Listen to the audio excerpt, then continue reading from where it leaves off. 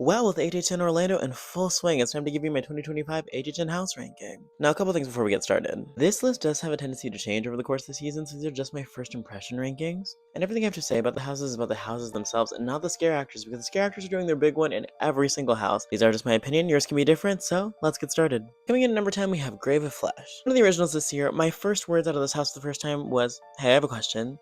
What was that? The storytelling, I fear, is lost on me in this one. It's into Journey to the Center of the Earth meets like aliens. It gets confusing pretty quickly. While it does have some cool set pieces and good scares, there's a few areas in it that feel a little empty. Coming in at number 9, we have Fallout. I like to preface this by saying I've never played Fallout, I've never watched the series. The only thing I know about Fallout is the Fallout 76 video by Internet Historian. I did watch a season recap before going to this house so I get some sort of context, and it did help. Really cool pieces, including the power armor and whatever the beast in the tank is. However, again, there's just some spaces in it that feel either barren set-wise or scare-wise. The nod to New Vegas at the end, though, is very cute. Number 8, Hatchet and Chains, Demon Bounty Hunters. What I will say, set design on 10 in this house. It's incredible. And it does have some really good scares. But from a storytelling perspective, I have no idea what is happening in this house at any given moment. Cool to look at, but I am confused. Next up, we have Gulkin, and the best part of this house is the last segment of it. That giant puppet is incredible, and going inside of it, very cool. This one really thrives on its set design. Story's still a little unclear to me, but the sets really make up for it. Next up is Dolls, and this really does give Toy Story tease with Sid's like demented creations. Again, set is really where this one thrives. Not really a scary house, but a lot of really cool things to look at, and it has interactive elements, which is cool. Then we have Terrifier. Now here's what I'll say about this. Objectively, a very good house. However, it is so gory and so visually a lot to take in that I can only handle it in moderation. Also, the bathroom smell, someone is going to jail. And the wet path,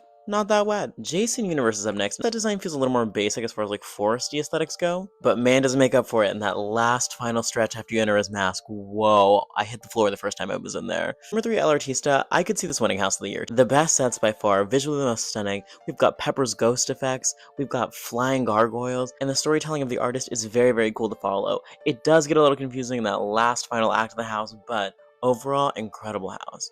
Guys, this was gonna be in the top 3 somewhere, it just was. Mainly for the reveal of the facade and the animatronics alone. Objectively, not a scary house, but has some phenomenal set design and really does bring the game/movie to life. Do some of the effects not work? Yes. But is ours version better than Hollywood? Also yes. And the biggest upset of my hype list, my favorite house this season so far is WWE. Let me tell you, I still do not really know a whole lot about WWE as a whole, but I did watch a deep dive about the Wyatt Six, and what the house does with that concept is pretty phenomenal. Has some really good set design, some incredible scares, a really strong concept, pleasantly surprised with this, and I think it is just overall a really good house and a good tribute. And that is my 2025 HHN Orlando house ranking. Let me know, what is your favorite house this season?